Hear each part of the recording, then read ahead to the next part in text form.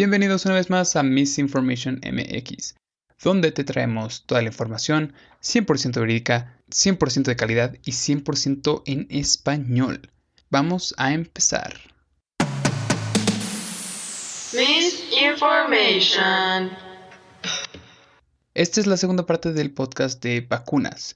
En la primera parte hablamos de qué es una vacuna, cómo se hacen, de qué están hechas y cómo es que tu sistema inmune responde a las vacunas. Y llegamos a otro tema de las vacunas. Una vez que ya sabemos de qué va a ser la vacuna, ahora tenemos que probarla, ¿no?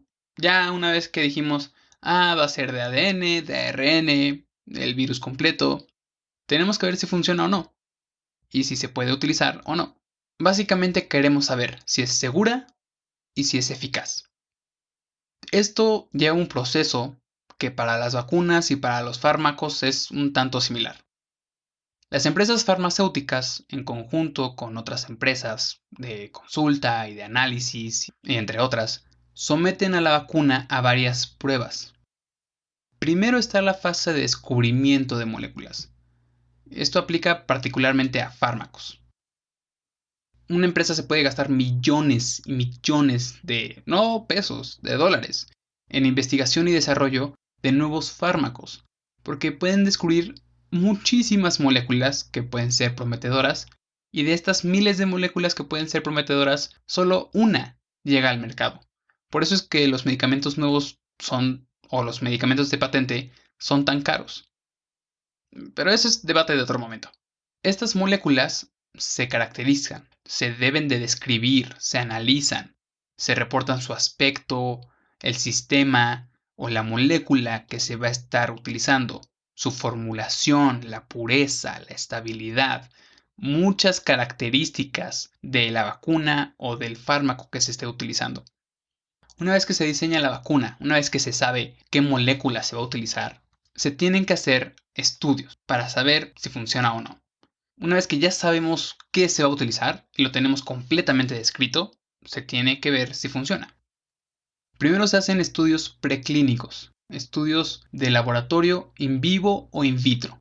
Es decir, que se analizan los efectos de la molécula en algo que se le conoce como cultivo celular. Es como tener una granja de células humanas en un pequeño frasquito y se observa el efecto de esta partícula, de esta molécula que estás utilizando.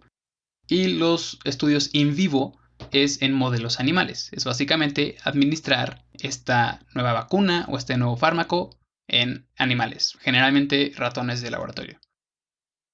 Y aquí es donde se va a ver la potencia de la molécula y la toxicidad de la molécula. Es decir, qué tan buena y qué tan mala es. Después se tiene que hacer un piloto de la producción de la vacuna. Básicamente se hacen unas cuantas vacunas a pequeña escala, como una pequeña fábrica por así decirlo, donde se revisan parámetros de calidad de la vacuna, realiza a través de buenas prácticas de manufactura. Así como hay control de calidad para tu auto, para tu casa, para todas las cosas que compras, para toda la comida que comes, también hay parámetros que se miden para controlar la calidad de las vacunas.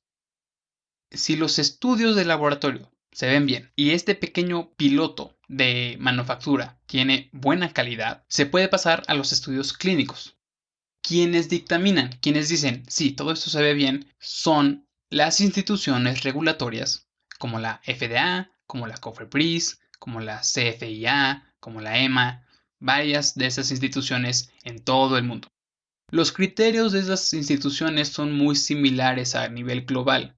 Hay muy pocas variantes, hay certificaciones internacionales, y las metodologías y los criterios para saber si estas cosas se están haciendo bien, si funcionan, no son tan diferentes. Puede ser que haya un poco de variabilidad, hay drogas, hay medicamentos que son aceptados en ciertos países y en otros países no. Por ejemplo, la nimesulida se vende en México y en Estados Unidos no. Y esto es una cuestión de regulación, porque los americanos dicen que la nimesulida es muy hepatotóxica y aquí en México decimos que no tanto. Son pequeñas variantes, pero en general siempre van a apelar por la seguridad de las personas. Y sobre todo también hay regulaciones de qué cosas se van a vender, porque al final del día, no tanto para las vacunas, sino para los medicamentos son drogas. Un medicamento se puede utilizar como una droga. Se pueden hacer drogas sintéticas a partir de medicamentos. Se pueden hacer metanfetaminas a partir de medicamentos. Estados Unidos tiene un problema de opioides, que hay fármacos que tienen esta naturaleza de estas moléculas. Básicamente, la línea entre un fármaco, una medicina y una droga es muy delgada. Y básicamente son líneas legales. Ese es otro tema. Después de que se logra observar que la vacuna se está viendo bien y no se está viendo tan mal a nivel laboratorio y el piloto de manufactura tiene buena calidad, se puede entrar a los estudios clínicos. Los estudios o ensayos clínicos se dividen en 3 o 4 fases, dependiendo. Básicamente 3 fases. En la primera fase se utilizan de unos 20 a unos 100 participantes voluntarios. Se les informa cuáles son los riesgos, cuáles son los beneficios. Generalmente hay una remuneración y se les administra la vacuna. En la segunda fase ya no tenemos nada más 100, tenemos unos cuantos cientos de participantes. Y en la tercera fase puede haber miles o cientos de miles de participantes. Tiene que ser una muestra grande en la última fase. ¿Por qué se empiezan con muestras pequeñas? Porque si hay efectos adversos muy severos o se ve que no está funcionando, no vas a dañar a mucha gente, solo son unos 20 o unos 100 participantes. Sí, esto es un tanto utilitarista y la bioética de esto lo podemos hablar en otra ocasión. En la fase 1 lo que se busca es ver la potencia de la vacuna. ¿Qué tan eficaz es? ¿Qué tan potente es? En la fase 2 lo que se busca es un comparativo entre un grupo control y un grupo experimental. Es decir, que cientos de participantes que tienes, la mitad los vas a poner en un placebo. Es decir, les vas a administrar algo que no es la vacuna. Por ejemplo, en el caso de los fármacos puede ser una molécula que no haga nada, puede ser como chochitos de azúcar literalmente. Y al grupo experimental les administras la vacuna y quieres comparar qué sucede cuando a alguien le pones la vacuna contra alguien que pues, no se le estás poniendo. Efectos adversos y efectos positivos. En el caso de la vacuna, inmunidad. Y en la última fase, lo que se busca es ver estos efectos ya dirigidos a las poblaciones objetivo. ¿Por qué? Porque no es lo mismo ponerle la vacuna a alguien caucásico, a alguien latino, a alguien asiático, a alguien africano, porque somos distintos. Todos los humanos somos iguales, pero genéticamente tenemos ciertas diferencias que pueden afectar si la vacuna sirve en nosotros o si nos causa efectos adversos. Entonces en la última fase ya tienes una población más grande para buscar tu población objetivo y saber a quién se la puedes administrar y en quién va a tener más eficacia. Imagina que necesitas miles, cientos de miles de personas para hacer estos estudios. ¿De dónde sacas tantas personas? ¿De dónde sacas tanta gente? Y una sola fase no es que nada más sea un estudio, conlleva varios ensayos clínicos. Una sola fase se puede componer de 10 ensayos clínicos o más. Y estos se hacen uno después de otro. Estos se hacen en cadena. Yo no puedo pasar al siguiente ensayo si el anterior no terminó y tuvo buenos resultados. Sin mencionar el tiempo que tardas en reclutar a la gente y las personas y esperar a que la vacuna haga efecto, esperar a que la vacuna inmunice a las personas. Por eso es que es un proceso tardado. Por eso es que no se tiene la vacuna todavía. Y se va a tardar un rato más. No desesperen. Es por una cuestión buena. Imagínense que el día de mañana llega alguien y diga, ah, sí, yo ya tengo la vacuna, aquí está. Y no hizo ninguna prueba. Una tal vez no te haga efecto. Y eso sería el mejor escenario. El peor escenario es, esto te mata. No te mata el COVID, te mata una mala vacuna. Ese es el problema. El tiempo es necesario para asegurar la calidad y la seguridad de tanto fármacos como vacunas. Una vez que ya lograste responder preguntas como efectos adversos, cuánto tiempo tarda en hacer efecto, cómo responde el sistema inmune de los pacientes, si la vacuna es segura o no, qué tan efectiva es, la potencia de la vacuna, cómo se compara el grupo placebo contra el grupo experimental. Una vez que tienes todo esto, toda esta información y si todo sale bien y tienes buenos resultados, Se tiene que hacer básicamente el papeleo legal, que se avale por las instituciones regulatorias y listo, ya tienes una vacuna en el mercado. Para que una vacuna se manufacture y salga al mercado, que llegue a tus manitas, que llegue a tu cuerpecito, eso también involucra otro tanto tiempo. Después de que ya tienes los estudios clínicos y todo, se tiene que hacer la vacuna. Y eso puede tardar. Por ejemplo, pusimos el caso de las vacunas que se hacen en huevo. Tarda mucho, porque necesitas muchos huevos y necesitas esperar a que el virus se reproduzca, que crezca, a tener tus granjas de virus en huevos. Sí, suena raro tener granjas de virus en huevos. Suena como un mal juego de computadora o de celular. Una especie así como Club Penguin o algo así. No, no es patrocinio. Todo este proceso de creación, de validación, de certificación, de manufactura de una vacuna puede tardar de 15 a 20 años. Sí, de 15 a 20 años. ¿Te acuerdas que mencionamos las vacunas vivas atenuadas? ¿O las que conllevan todo el virus completo?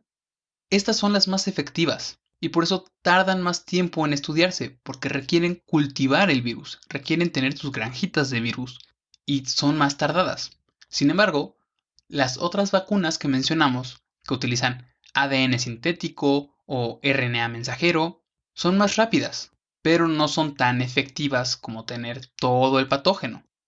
Las vacunas se enfrentan a este primer reto: velocidad contra eficacia.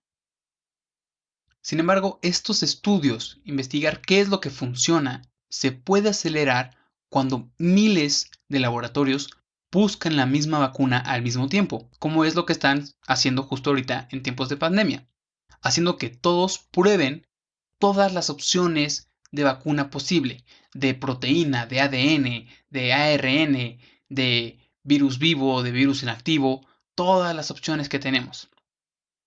El primer diseño de vacuna para el COVID-19 se creó tan solo 42 días después de que empezó la pandemia, pero que se haya diseñado no significa que ya haya recorrido todo el camino largo que acabamos de mencionar.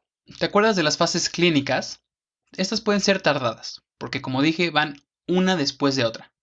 Sin embargo, se pueden correr los ensayos, se pueden hacer los ensayos de manera paralela para apresurar un poco las cosas, pero sigue habiendo la restricción de que no se puede pasar a la siguiente fase sin que la fase anterior termine.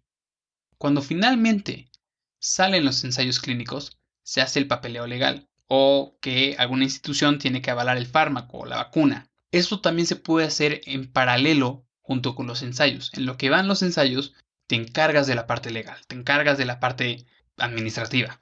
La manufactura de la vacuna también puede ser tardada, porque la vacuna requiere una formulación especial para que se pueda inyectar, para que llegue a las personas, para que se pueda almacenar, transportar. Eso requiere una formulación especial, sin mencionar que necesitas alzar una planta para crear la vacuna. Es por ello que en tiempos de emergencia, la manufacturación también puede montarse en paralelo junto con los ensayos clínicos. Es decir, que en lo que yo estoy haciendo los ensayos clínicos, ya empiezo a hacer la manufactura.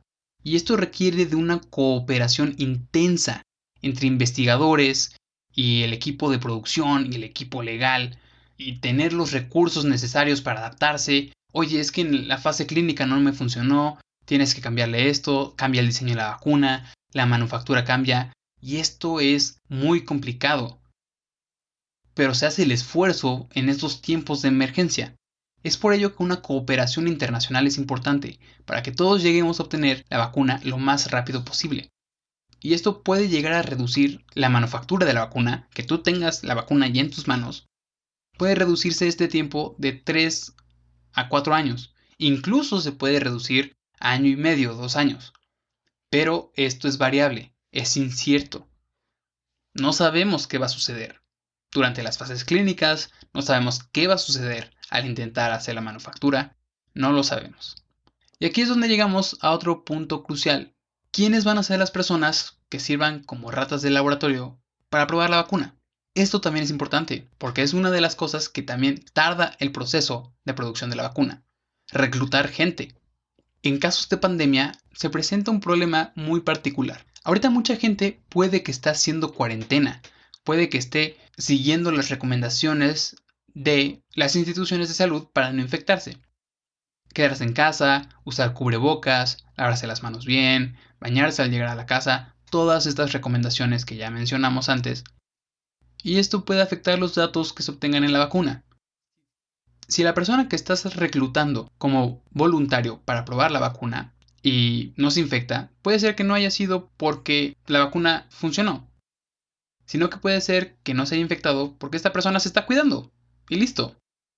Entonces, si de 1000 personas que reclutaste, 900 no se infectaron, pero de esas 900, 700 no se infectaron porque se están cuidando, eso afecta tus datos.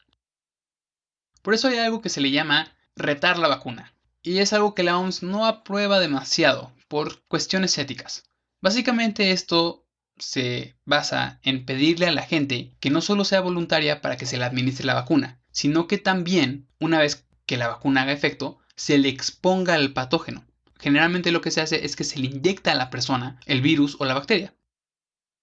Y esto es un tanto no ético, porque se está utilizando a las personas como un medio para un fin. Si de por sí los ensayos clínicos ya son punto de discusión ética, un poco utilitaristas, exponer adrede al voluntario, a la voluntaria, inyectándole el virus o la bacteria, los lleva un poco más lejos. Esto ya se ha realizado antes, esta cuestión de tener voluntarios que se expongan al patógeno. Y esto se hace especialmente cuando hay algún fármaco para la enfermedad, porque si la vacuna no funciona y el paciente sí se enfermó de lo que sea que le inyectaste, si tienes una medicina que lo puede curar, curas al paciente y ya. Pero en el caso del COVID-19 todavía no hay un fármaco eficaz contra el COVID-19, algo que te cure del COVID-19. Entonces, esto lo vuelve un poco complicado. Igualmente, se buscan personas que no se vean afectadas tanto por el virus. Esto se podría hacer con la vacuna para el coronavirus, tener personas que se enfermen de manera voluntaria. Y en este caso se buscaría personas que están fuera del grupo de riesgos, las personas jóvenes. Se ha visto que no afecta tanto a jóvenes, a personas sanas, a personas jóvenes y que no tienen alguna otra enfermedad crónica. Pero esto también sesga los datos. Si todas las personas que utilizaste en tus ensayos clínicos son gente joven, les administras la vacuna, después las infectas, ves que la vacuna funciona, tú vas a decir, sí, la vacuna sirve, pero sirve en jóvenes. No vas a saber si sirve para adultos o adultos mayores, o si sirve para otro tipo de poblaciones que tienen alguna otra enfermedad. Y cuando trates de administrar la vacuna a estas otras poblaciones, a estas otras personas, puedes tener reacciones adversas o que la vacuna simplemente no funcione. Y aquí es donde puedes ver el vaso medio vacío o medio lleno. Puedes decir, oye, es que tenemos nada más, logramos vacunar a los jóvenes, lo tenemos a medias. O puedes decir, sí, ya logramos vacunar a los jóvenes, ya tenemos a la mitad de la población vacunada. Sin embargo, esta opción de tener voluntarios que se expongan al patógeno de manera voluntaria, que están conscientes del riesgo, sigue siendo mejor de lo que hicieron los rusos, que básicamente se saltaron la última fase de ensayos clínicos, la fase más importante, y dijeron, sí, se la damos a la población entera, que ellos sean nuestros conejillos de India, no pasa nada. Y entonces tienes al señor Putin, al líder de Rusia, diciendo, sí, yo le di la vacuna a mi hija y funciona muy bien y no se ha sentido mal y está súper bien mi hija. Que una persona se sienta bien no muestra nada. Que la hija de Putin tenga la vacuna y se sienta bien no muestra nada. Y también pone un poco en duda que se la hayas dado a tu hija. ¿Qué clase de persona usa a su hija como rata de laboratorio? Y esto nos lleva al tema principal. Hablar de las vacunas que se encuentran en la carrera para hacer la que nos salve del COVID-19. Haber escuchado toda esta información puede ser cansado y un poco difícil. Deberías de tomarte un poco de tiempo para despejar tu cabeza y divertirte un poco. Puedes hacer esto escuchando a Riverdale High AV Club Podcast. Este podcast es de todo relacionado con Archie y sus amigos. No importa si eres un experto de Riverdale High o apenas empiezas a conocer a Archie y sus amigos, porque Megan y Ezra te traen toda la información, historias y mucho más en un divertido y agradable podcast. Ya sea que estés de humor para el caos, te autoidentifiques como un solitario, o quieras proteger a los tuyos, el Riverdale High AV Club Podcast es el lugar perfecto para ti. Ve y escúchalos en tu plataforma de streaming favorita. Después de todo, ¿a quién no le gusta un chico pelirrojo? Ve y escúchalos ahora. Y ahora, para responder la pregunta, cuál vacuna es la mejor. Los rusos argumentan que su vacuna es segura y sí tienen unos puntos válidos. Su vacuna se creó utilizando un sistema de vacuna que ya se ha probado útil. Lo que ellos hicieron fue utilizar vectores. ¿Se acuerdan de los vectores? Estas cosas que protegen al ADN que se utiliza en la vacuna. Estos vectores son vectores de adenovirus humano. Es decir, lo que hicieron fue tomar el ADN del virus, haciendo una vacuna de ADN, y ponerla en vectores, en ADNs de circulito, que ya se han visto que se pueden utilizar para otras vacunas, que ya hay otras vacunas que lo utilizan y que no causan efectos adversos. Básicamente se ha visto su eficacia y su seguridad. Esta misma metodología se utilizó para la vacuna de la influenza del H1N1 en la pandemia del 2009, si te acuerdas de la pandemia del 2009, donde se utilizó el mismo diseño de la vacuna de la influenza estacional para crear la vacuna de la influenza del H1N1. Básicamente, como la vacuna de la influenza estacional ya estaba validada, ya se conocía su eficacia y su seguridad, la vacuna del H1N1 se pudo adaptar a esta otra vacuna, a esta vacuna anterior, y estuvo disponible en tan solo 6 meses después de que empezó la pandemia. Sin embargo, en el caso de la vacuna Sputnik V, que es la vacuna de los rusos, los vectores que están utilizando, el modelo de vacuna que se está utilizando, no se ha utilizado antes para un virus tipo coronavirus, lo que pone en duda si va a ser eficaz o segura para una vacuna de coronavirus. Principalmente porque la vacuna de los rusos, que dicen que ya hay un antecedente, se ha utilizado para tratamientos contra cáncer, que es completamente diferente a un coronavirus. Otro problema que tiene la vacuna rusa, la Sputnik V, es que la vacuna no se hizo con ensayos aleatorios. Cuando tú haces ciencia, cuando tú haces ensayos clínicos para ver si funciona o no un fármaco o una vacuna, debes elegir a los voluntarios de manera aleatoria para que no haya un sesgo en la información que se obtenga. Básicamente debes de tener de todos los colores y todos los sabores. Todas las personas deben de ser diferentes y deben de ser elegidas al azar para que no haya sesgo. Pero en el caso de los rusos se seleccionaron poblaciones de hospitales, no se hizo de manera aleatoria y se seleccionaron las características que se querían en las personas donde se iba a probar la vacuna, lo cual, como ya dije anteriormente, excluye otras poblaciones y no podemos saber si es eficaz o no para estas otras poblaciones, para estas otras personas. Eso fue lo que se hizo en las únicas fases clínicas que se hicieron, que fueron la 1 y la 2. Dicen que van a hacer la fase 3. ¿Para qué haces la fase 3 si ya todo el mundo se le está aplicando? Esa es tu fase 3. Mal hecha. Ahora, ¿qué está pasando con la vacuna de AstraZeneca? La vacuna a la cual México está suscrito como si fuera una suscripción a un canal. La vacuna que Papi Slim nos va a conseguir. La vacuna que Papi Slim nos va a comprar. ¿Qué está pasando con esa vacuna de AstraZeneca? La vacuna de AstraZeneca llevaba la delantera en el mundo. De todas las vacunas, tenía a la gente muy optimista que esta podría salir en menos de 18 meses o incluso a finales del 2020. La semana pasada se dio la noticia de que un voluntario de las pruebas clínicas había presentado síntomas raros, síntomas que no se esperaban. Y AstraZeneca, la compañía, de manera muy responsable, se los aplaudo, suspendieron sus ensayos clínicos. Eso está muy bien. Si ves que algo está saliendo mal, lo responsable y lo ético es, oye, espera, para todo. ¿Qué está pasando?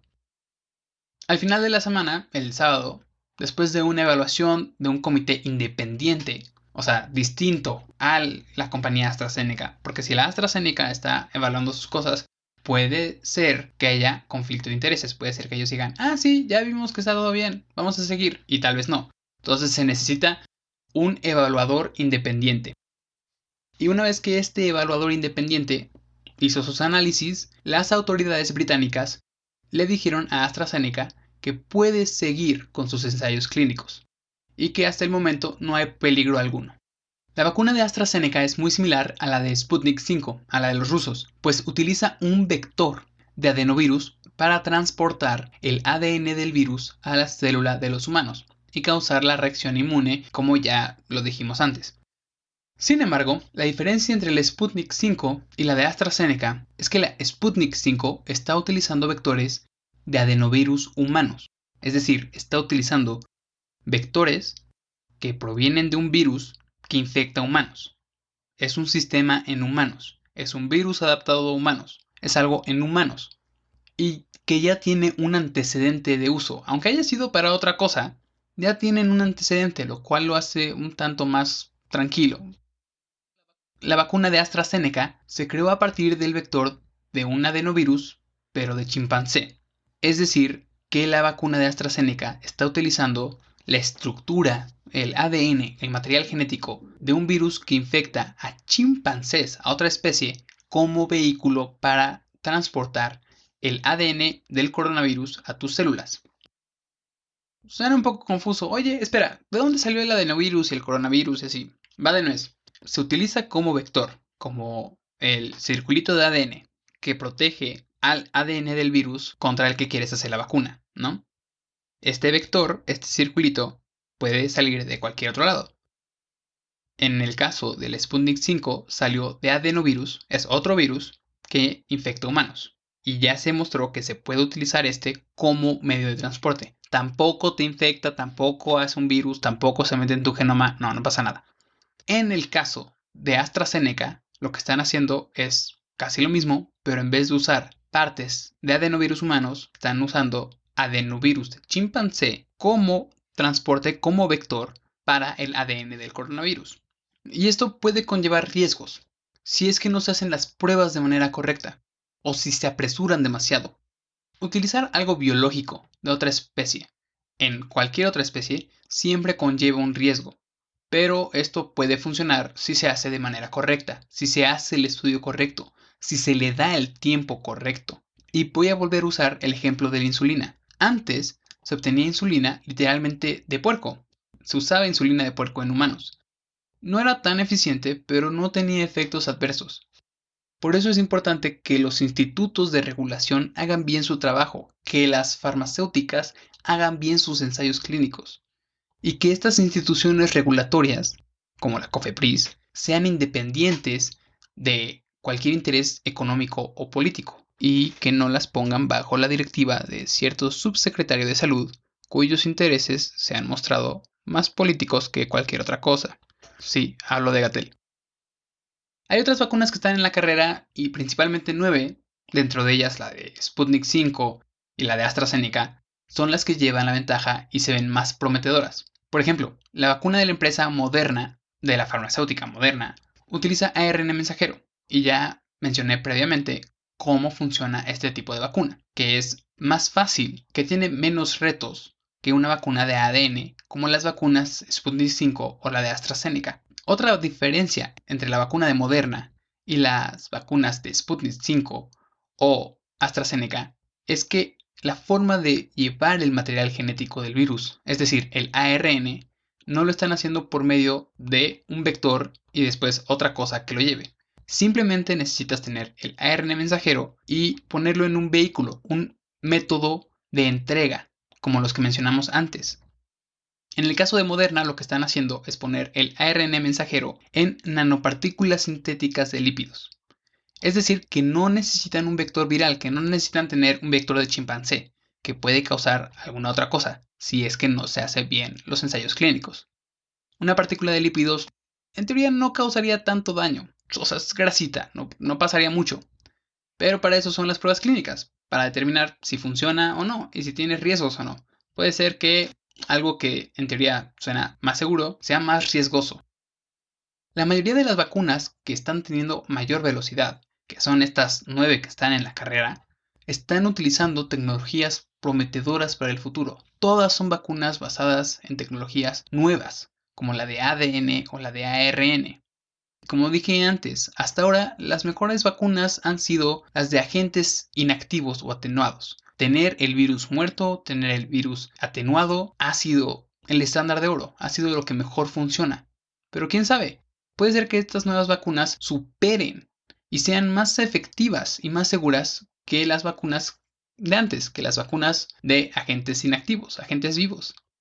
Pudiendo tal vez en un futuro tener vacunas que lo único que se requiere cambiar es el material genético, que toda la base de la vacuna, todo lo otro que conforma la vacuna, ya sea estable, sea seguro, ya esté estudiado, y lo único que tienes que cambiar es el pedacito de ADN o de ARN viral que utilizas para crear la respuesta inmune necesaria e inmunizar a las personas.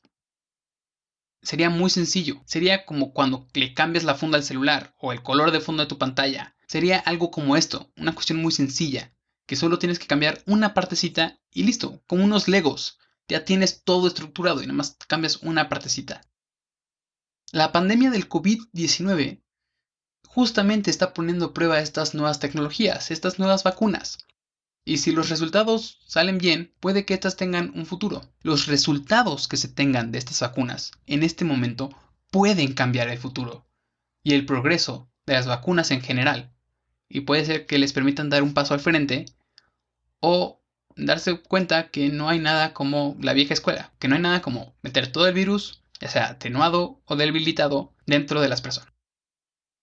Hasta aquí llega toda la discusión de vacunas, desde qué es una vacuna, los tipos de vacunas, cómo funciona una vacuna, por qué las vacunas son seguras, por qué no causan autismo u otro tipo de cosas, por qué es bueno vacunarse, por qué es necesario vacunarse, por qué vacunarse es una responsabilidad social. Ahora entiendes un poco más cómo, de manera muy general, los tipos de vacunas que existen, cómo funcionan y, a partir de esto, comprender qué está sucediendo con las vacunas hoy día. ¿Por qué la Sputnik 5 tiene sus problemas? ¿Por qué liberarla antes de que se terminen todos los estudios está mal? ¿Por qué la vacuna de AstraZeneca tiene que tener muy buenos estudios por su nueva tecnología que está utilizando? Y comprendes un poco más de cosas que suceden en tu cuerpo. Eso es importante. Al final del día, la vacuna llega a ti. Y a quien se le inyectan va a ser a ti. Si tenemos suerte.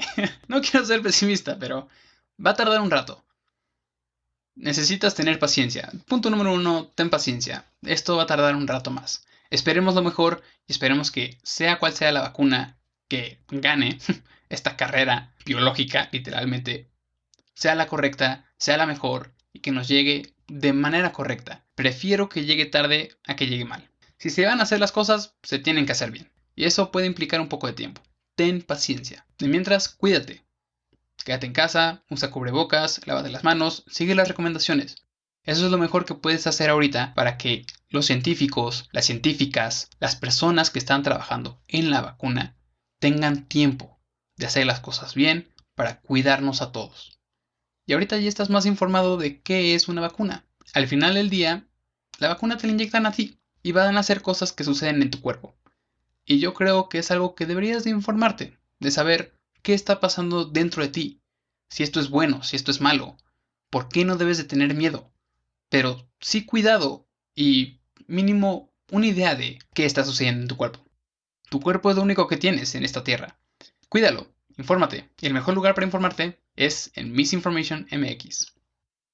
Si quieres tener toda esta información, sígueme en mis cuentas de Twitter, en @misinfomx, sígueme en Instagram, en @misinformationmx. Sabes que puedes escuchar este podcast en YouTube, en Misinformation MX, en Spotify también como Misinformation MX y ahora también en Google Podcast. Si no tienes Spotify y no te gusta YouTube, ya puedes ir a Google Podcast, que es completamente gratuito, y escucharme en Misinformation MX. Y no se te olvide compartir, no se te olvide seguirme, ya sea en Google Podcast, en Spotify o en YouTube. No se te olvide darle seguir, suscribirse, darle like y sobre todo compartir, porque esta es información importante que no solo te ayuda a ti, sino que nos ayuda a todos y a todas. Y porque vacunarse es una responsabilidad social. Muchas gracias por escuchar y nos escuchamos en el siguiente podcast. Adiós. Misinformation.